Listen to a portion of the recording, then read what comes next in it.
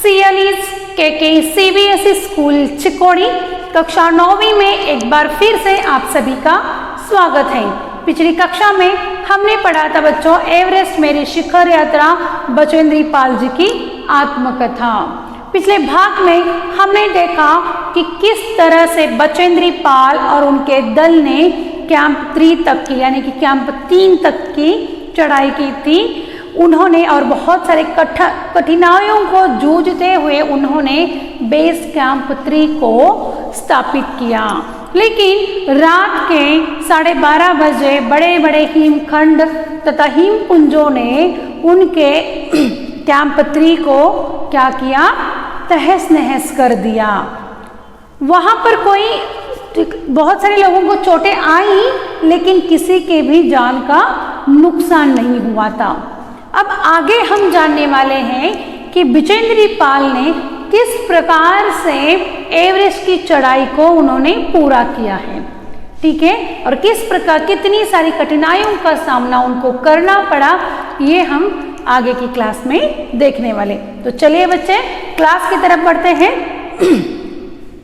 लोब्सांग अपनी स्विस छुरी की मदद से हमारे तंबू का रास्ता साफ करने में सफल हो गए थे और तुरंत ही अत्यंत तेजी से मुझे बचाने की कोशिश में लग गए।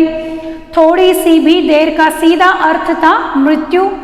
बड़े बड़े हिमखंडों को मुश्किल से हटाते हुए उन्होंने मेरे चारों तरफ की कड़े जमे बर्फ की खुदाई की और मुझे उस बर्फ की कब्र से निकाल बाहर खींच लाने में सफल हो गए। यहाँ पर लेखिका कहती है कि जो लोब्सांग उनके साथ उनके तंबू में था वो क्या करता है, जो हिमखंडों का जो रास्ता था, जो हिमखंड उनके तंबू के ऊपर गिरे थे वो उनको सब वो रास्ता साफ करते हैं और अत्यंत तेजी से उन्होंने बचेंद्री पाल को बचाते हैं। अगर थोड़ी सी भी तो देरी वहाँ होती तो लेखिका को अपनी जान गंवानी पड़ती। इस प्रकार से उन्होंने बेस कैंप 3 पर जो भी कार्य था वो बहुत अच्छी तरह से सफलतापूर्वक उन्होंने किया। आगे देखिए, सुबह तक सारे सुरक्षा दल आ गए थे। 16 मई प्रातः 8 बजे तक हम प्राय सभी कैंप 2 पर पहुंच गए थे। जिस शेरपा की टांग की हड्डी टूट गई थी उसे एक खुद के बनाए स्ट्रेचर पर लिटाकर नीचे लाए। हमारे नेता कर्नल खुल्लर के शब्दों में यह इतनी ऊंचाई पर सुरक्षा कार्य का एक जबरदस्त साहसिक कार्य था। लेखिका कहती है कि 16 मई प्रातः यानी कि सुबह 16 मई की सुबह ही वो 8 बजे तक बेस कैंप 2 तक वो पहुंच गए थे। और जिस शेरपा की यानी कि जो नेपाली गाइड है जिसकी टांग टूटी थी उसके खुद के बनाए हुए ही स्ट्रेचर पर उसको नीचे लाए। और उनके जो नेता थे कर्नल खुल्लर यानी कि उनके लीडर, उनके कैंप के लीडर जो थे, उन्होंने कहा कि इतनी ऊंचाई पर जो साहसिक कार्य यानी कि साहस भरा कार्य जो उन्होंने किया था वो बहुत ही जबरदस्त था। और वो कहती है कि ये इतनी ऊंचाई पर ऐसा कोई काम नहीं करते। सभी 9 पुरुष सदस्यों को चोटों अथवा टूटी हड्डियों आदि के कारण बेस कैंप में भेजना पड़ा। देखिए उनके दल के जो 9 पुरुष थे उनको चोटें आई थी, हड्डियां टूटी थी, इस वजह से क्या हुआ, उनको बेस कैंप पहुंचना पड़ा। तभी कर्नल खुल्लर जो है लेखिका की तरफ मुड़कर लेखिका को पूछते हैं, क्या तुम भयभीत थी, क्या तुम वापस जाना चाहोगी? इसके ऊपर लेखिका बोलती है कि हाँ मैं भयभीत हूँ लेकिन मैं वापस नहीं जाऊंगी। वो बिना हिचकिचाहट वो बोलती है कि नहीं मैं वापस जाना नहीं चाहती, उसी दृढ़ता से वो कहती है। और आगे देखिए किस प्रकार से वो अपनी इन कठिनाइयों से जूझते हुए एवरेस्ट की यात्रा को वो पूरा करी है। जैसे ही मैं साउथ पोल कैंप पहुंची मैंने अगले दिन की अपनी महत्वपूर्ण चढ़ाई की तैयारी शुरू कर दी। मैंने खाना, कुकिंग गैस तथा कुछ ऑक्सीजन सिलेंडर इकट्ठे किए। जब दोपहर 1:30 बजे बिस्सा आया उसने मुझे चाय के लिए पानी गर्म करते देखा कि जय और मीनू अभी बहुत पीछे थे। मैं चिंतित थी कि क्योंकि मुझे अगले दिन उन्हीं के साथ चढ़ाई करनी थी। वे धीरे धीरे आ रहे थे क्योंकि वे भारी बोझ लेकर और बिना ऑक्सीजन के चल रहे थे। यहाँ पर लेखिका कर्नल खुल्लर से बात करने के बाद वो कहती है कि मैं इस चढ़ाई को पूरा करूंगी, मैं घबराई हुई जरूर हूँ लेकिन इस चढ़ाई को मैं पूरा करूंगी। इसके आगे देखिए, जैसे ही साउथ पोल कैंप पहुंची मैं अगले दिन की अपनी महत्वपूर्ण चढ़ाई की तैयारी शुरू कर दी। लेखिका साउथ पोल पर पहुंचती है, पहुंचने के बाद दूसरे दिन उनको फिर से चढ़ाई करनी होती है और उस चढ़ाई के लिए जो भी तैयारी है, जैसे कि खाना हो, कुकिंग का गैस हो, ऑक्सीजन सिलेंडर हो, ये सब वो क्या करती है, इकट्ठा करती हैं। और दोपहर 1:30 बजे बिस्सा आया। बिस्सा नामक एक व्यक्ति है, वो आया और उसने क्या किया कि लेखिका को चाय बनाते हुए देख लिया था। लेखिका कहती है कि जय और मीनू, ये जो 3 लोग हैं, की, जय और मीनू, ये भी लेखिका के साथ एवरेस्ट की चढ़ाई कर रहे थे। मैं चिंतित थी क्योंकि मुझे अगले दिन उन्हीं के साथ चढ़ाई करनी थी। ये जो की, जय और मीनू जो है, ये तीनों लोग लेखिका के बहुत पीछे थे और ये लेखिका बहुत चिंतित थी क्योंकि अगले दिन इन्हीं के साथ उनको चढ़ाई करनी थी। फिर धीरे धीरे आ रहे थे क्योंकि वे भारी बोझ लेकर और बिना ऑक्सीजन के चल रहे थे। जो बाकी के 3 लोग हैं, कौन कौन, की, जय और मीनू। की, जय और मीनू, ये 3 लोग, बाकी के 3 लोग जो थे, ये वो बड़ा भारी बोझ लेकर और बिना ऑक्सीजन के वो चढ़ रहे थे, इसीलिए उनको वो लोग लेखिका से बहुत पीछे थे। दोपहर बाद मैंने अपने दल के दूसरे सदस्यों की मदद करने और अपने एक थर्मस को जूस से और दूसरे को गर्म चाय से भरने के लिए नीचे जाने का निश्चय किया। मैंने बर्फीली हवा में ही तंबू से बाहर कदम रखा। जैसे ही मैं कैंप क्षेत्र से बाहर आ रही थी, मेरी मुलाकात मीनू से हुई। की और जय अभी कुछ पीछे थे।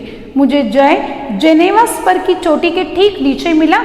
उसने कृतज्ञता पूर्वक चाय वगैरह पी, लेकिन मुझे और आगे जाने से रोकने की कोशिश भी की, मगर मुझे की से भी मिलना था।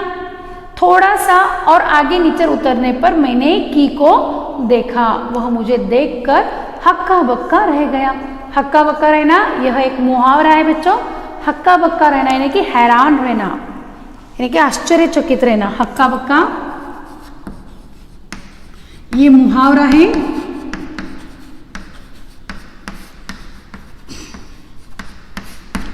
यानी कि हैरान रहना।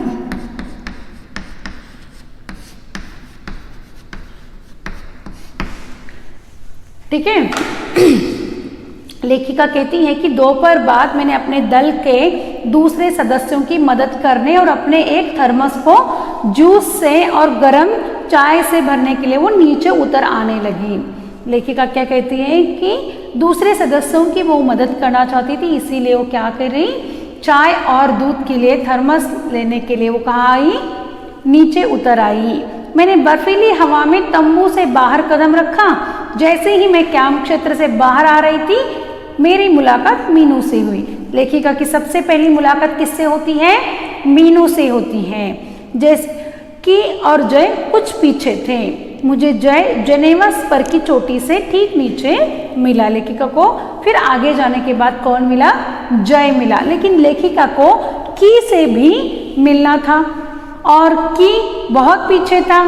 जब वो कहता है कि वो जो जय है वो कहता है कि तुम आगे मत जाओ, वो बहुत ही कृतज्ञतापूर्वक उन्हें पूछता है, बोलता है कि तुम आगे मत जाओ यहाँ से, मतलब बहुत खतरा होता है इसकी वजह से। मगर मुझे की से मिलना था, लेखिका को की से भी मिलना था। और लेखिका थोड़ा सा आगे नीचे उतरती है, उन्हें कौन मिलता है, की मिलता है। और की लेखिका को देखने के बाद बहुत हैरान होता है, बहुत आश्चर्यचकित होता है। वो कहता है, तुम इतनी बड़ी जोखिम क्यों ली बचेंद्री? मैंने उसे दृढ़तापूर्वक कहा, मैं भी औरों की तरह एक पर्वतारोही हूँ, इसीलिए इस दल में आई हूँ। शारीरिक रूप से मैं ठीक हूँ, इसीलिए मुझे अपने दल के सदस्यों की मदद क्यों नहीं करनी चाहिए। कि हंसा और उसने पेय पदार्थ से प्यास बुझाई, लेकिन उसने मुझे अपना किट ले जाने नहीं दिया। लेखिका क्या कह रही, देखो वो कहती है कि मैं भी आप जैसे लोगों की तरह मैं भी एक पर्वतारोही हूँ। मेरा जो शारीरिक रूप है वो ठीक है, मैं अच्छी हूँ, इसीलिए मुझे मेरे दल के बाकी लोगों को भी मदद करनी चाहिए। और वो इसका उत्तर सुनकर, लेखिका का उत्तर सुनकर की क्या करता है, हंसता है। और उसने जो चाय लाई थी वो पेय के साथ, यानी कि वो उसने पेय पदार्थ के साथ अपनी प्यास बुझाई। और लेकिन इसके बावजूद भी जो की है वो अपना किट लेखिका के पास नहीं देता है, वो खुद लेकर आगे बढ़ता है।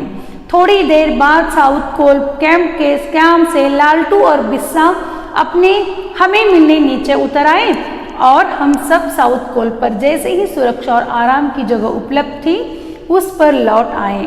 साउथ कोल पृथ्वी का बहुत अधिक कठोर जगह के नाम से प्रसिद्ध है। कठोर यानी कि कठिन, कठोर का अर्थ होता है कठिन।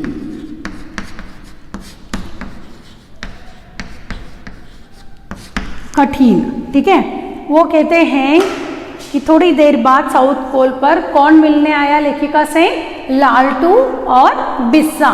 कौन मिलने आता है, लालटू और बिस्सा, ये दोनों नीचे उतर आए और हम सब साउथ पोल पर जैसी भी सुरक्षा और आराम की जगह उपलब्ध थी उस पर लौट आए। सब लोग वहाँ पर साउथ पोल की जो जगह थी वहाँ पर सुरक्षा हेतु उन्होंने जो जगह बनाई थी उसी के ऊपर वो लौट आते हैं। साउथ पोल यानी कि पृथ्वी का बहुत अधिक कठोर जगह, कठिन जगह जो होता है उसे साउथ पोल कहा जाता है, वो साउथ पोल के नाम से प्रसिद्ध है। अगले दिन मैं सुबह 4 बजे उठ गई, बर्फ पिघलाया और चाय बनाई, कुछ बिस्कुट आधी चॉकलेट का हल्का नाश्ता करने के बाद लगभग 5:30 बजे अपने तंबू से निकल पड़ी। अंगदौर जी बाहर खड़ा था और कोई आसपास नहीं था। लेखिका कहती है कि फिर दूसरे दिन उन्हें चढ़ाई करनी थी। अगले दिन मैं सुबह 4 बजे उठ गई। साउथ कोल पर जहाँ पर उन्होंने अपना तंबू डाला था वहाँ से फिर दूसरे दिन वो क्या करती है, 4 बजे उठ जाती है, बर्फ पिघलाती है और उसी से चाय बनाती है, कुछ बिस्कुट और एक आधा चॉकलेट का वो नाश्ता करती है और लगभग 5:30 बजे फिर से चढ़ाई करने के लिए वो अपने तंबू से निकल पड़ती हैं। अंगदौर जी बाहर खड़ा था और कोई आसपास नहीं था। ठीक है बच्चों, यहाँ तक आपको समझ में आया होगा कि लेखिका ने कितनी कठिन चढ़ाई जो है वो किस प्रकार से तय कर रही है, लेकिन उसी के साथ साथ अपने दल के जो बाकी के लोग हैं उनका भी वो मदद करना चाहती हैं। वो कहती है कि मैं भी आप ही के जैसे एक पर्वतारोही हूँ और आपको मदद करना मेरा कर्तव्य है। इस प्रकार से वो क्या करती है कि अपने समूह दल के जो बाकी के लोग थे, सदस्य लोग थे, वो सब लोगों का मदद करती है। फिर वो सब लोग कहाँ पर आते हैं, साउथ कोल पर आकर वहीं पर वो विश्राम के लिए रुकते हैं। समझ में आया बच्चों? आज की कक्षा यहीं पर समाप्त होती है बच्चों। धन्यवाद।